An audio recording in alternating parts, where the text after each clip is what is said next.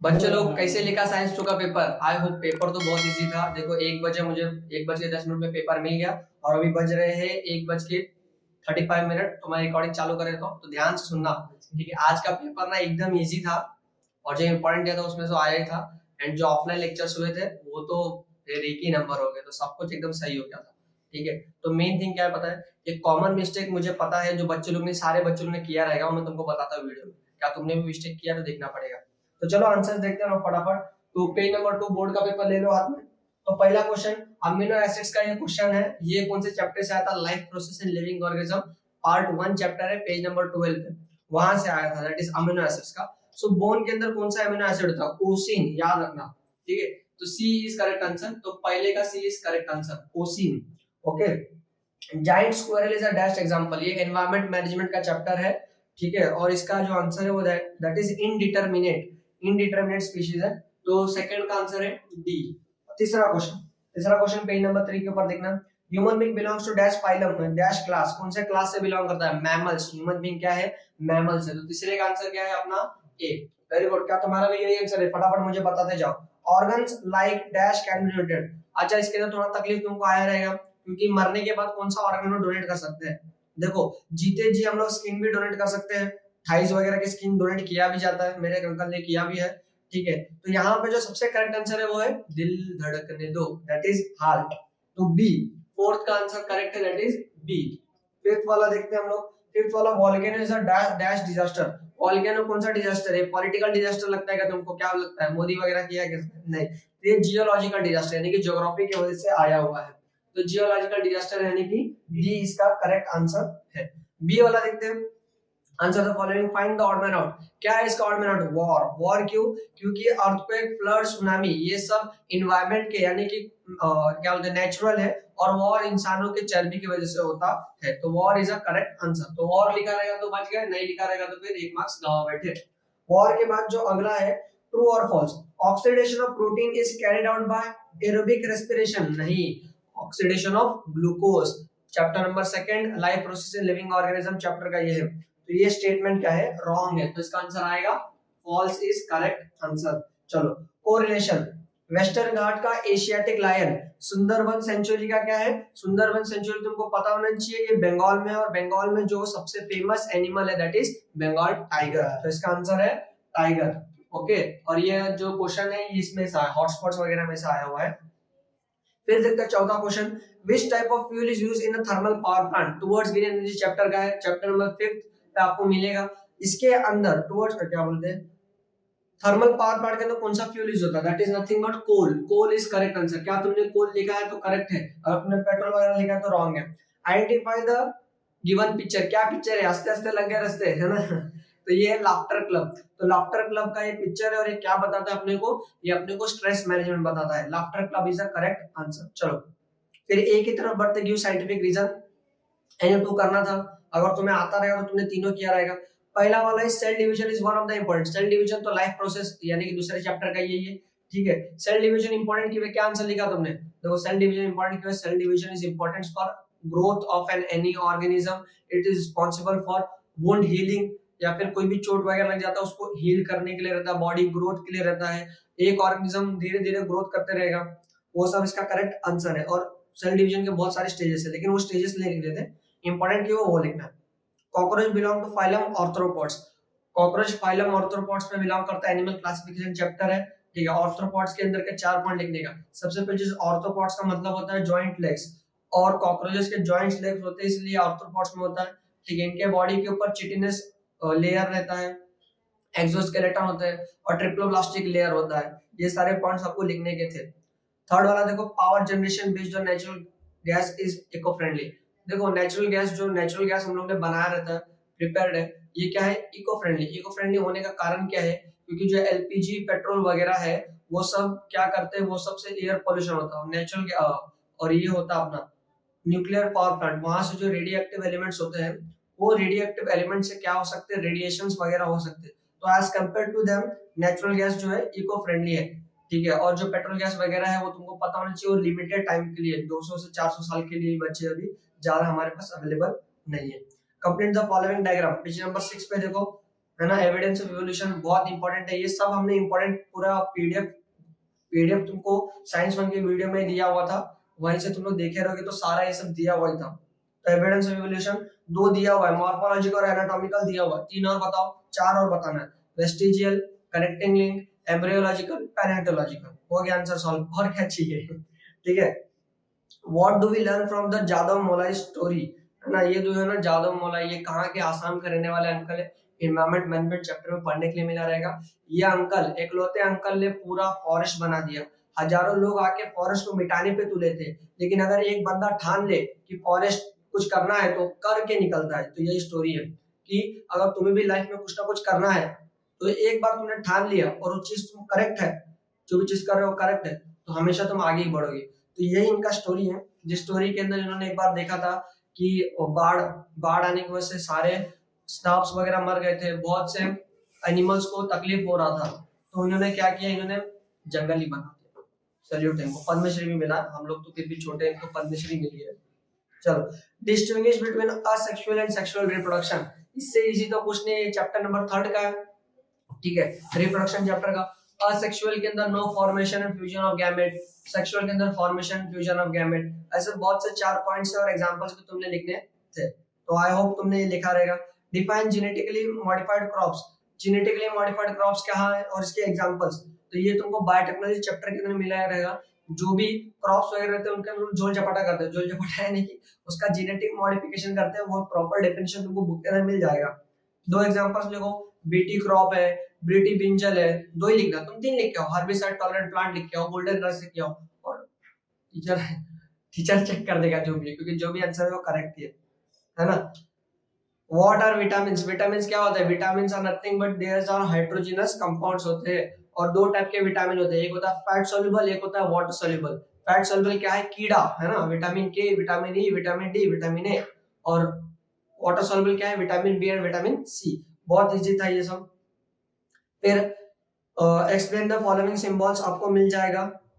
Explain the following symbol जो है ये एनवायरनमेंट चैप्टर का है, इनका मीनिंग क्या है। देखो, जो पहला वाला कचरा फेंक रहा है उसका मतलब है कि कचरा इधर उधर कहीं मत फेंको, कचरे के डिब्बे के अंदर ही फेंको, तो यूज्ड डस्टबिन या फिर ट्रैश बिन इसको बोलते हैं।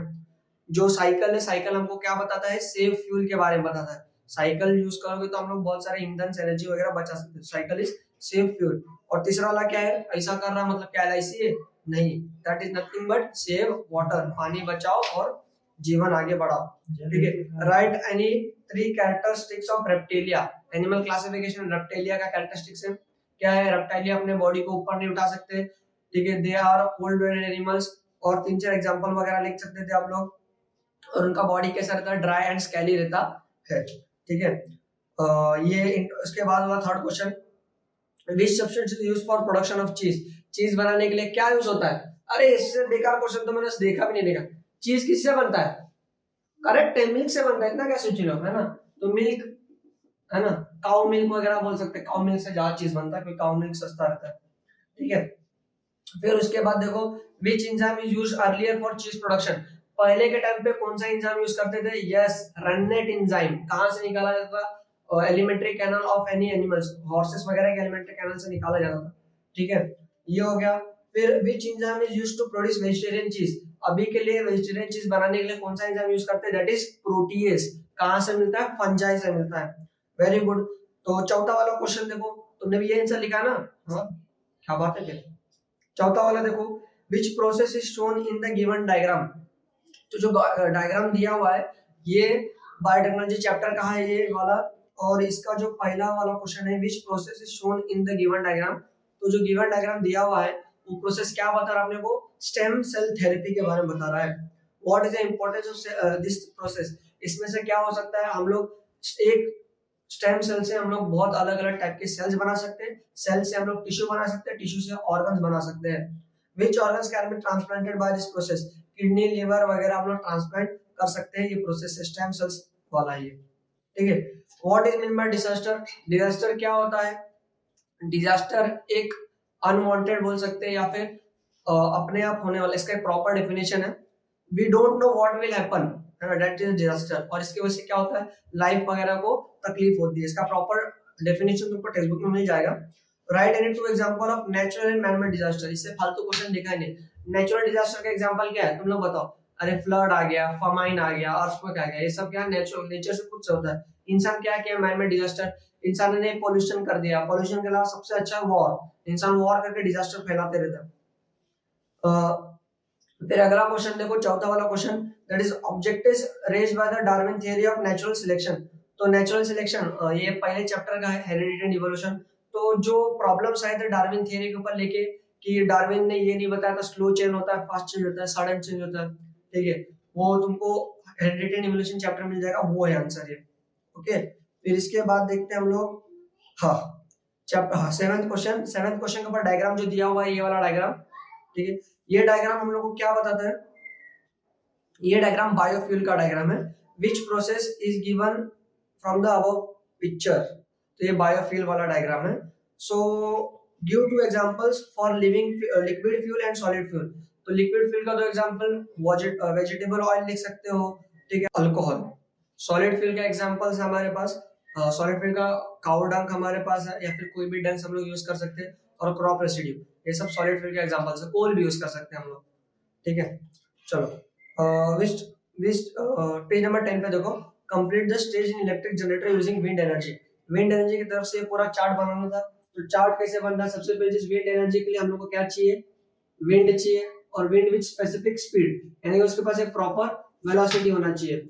वो विंड आगे जाके किसको स्ट्राइक करता है, टरबाइन को। तो विंड टरबाइन को जाके वो स्ट्राइक करता है। फिर विंड टरबाइन स्ट्राइक होने के बाद विंड टरबाइन घूमने लगता है, और घूमने के बाद जो भी इलेक्ट्रिकल एनर्जी रहता है वो स्टोर हो जाता है। कहां पर स्टोर हो जाता है, जनरेटर में।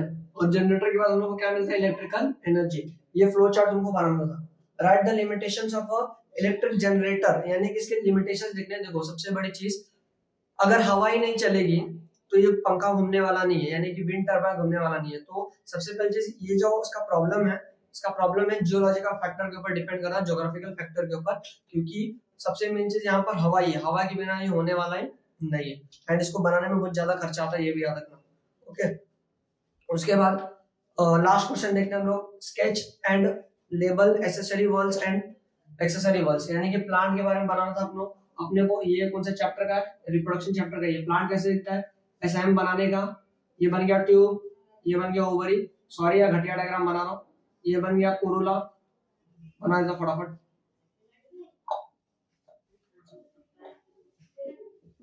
ठीक है, ये घटिया डायग्राम मैंने बनाया टाइम पास के लिए, तो लोगों को पता होना चाहिए क्या है, स्टाइल, सॉरी ये स्टिग्मा, एम से याद रखना स्टिग्मा। ये क्या है, स्टाइल। ये क्या है, ओ से ओवरी, ये क्या है, स्टाइल। ठीक है, ये तीनों क्या है, गाइनोशियम है। एंथर फिलामेंट वो क्या है, एंडोशियम है। तो वो सारे एसेंशियल पार्ट्स है। और एक्सेसरी क्या है, ये पेटल्स वगैरह, कोरोला बोलते हैं। Calyx and corolla are these are nothing but accessory whorls. Okay, ये हो गया what is pollination, the transfer of pollen grains from anther to stigma is called pollination. And दो टाइप के पॉलिनेशन हम लोग को देखने के लिए मिला है, सेल्फ एंड क्रॉस पॉलिनेशन। ये हो गया to examples of agent of pollination. Agent कौन कौन रिस्पॉन्सिबल है पॉलिनेशन के लिए, देखो दो टाइप के एजेंट होते हैं, एक होता है अबायोटिक वाला और बायोटिक वाला। ठीक है, बायोटिक के अंदर लिविंग रहते हैं, लिविंग के अंदर मधुमक्खी हो गया, इंसान वगैरह हो गया, वो पॉलिनेशन करते हैं। और अबायोटिक के अंदर वाटर हो गया या फिर एयर हो गया, विंड बोल सकते हैं हम लोग। चलो ये हो गया। फिर लास्ट क्वेश्चन सोशल हेल्थ का आया था सबसे easy, that is page number 11 पे। तुम क्या करोगे, मतलब ये तुम्हारे ऊपर ही आंसर है, तो जो आंसर तुम्हें लिखना, जो आंसर तुमने लिखा है वो करेक्ट ही आंसर है, समझ के चल जाओ, क्योंकि तुम्हारा ही आंसर, ओपिनियन तुम्हारा ही पूछा हुआ है, बस सेंटेंस फ्रेमिंग करेक्ट होना चाहिए।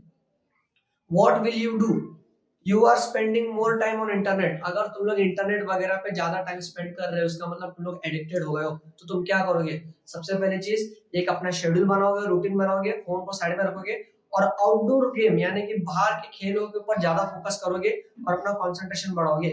ये लिखना था, तुमने जो लिखा रहेगा तुम्हारे हिसाब से करेक्ट ही रहेगा।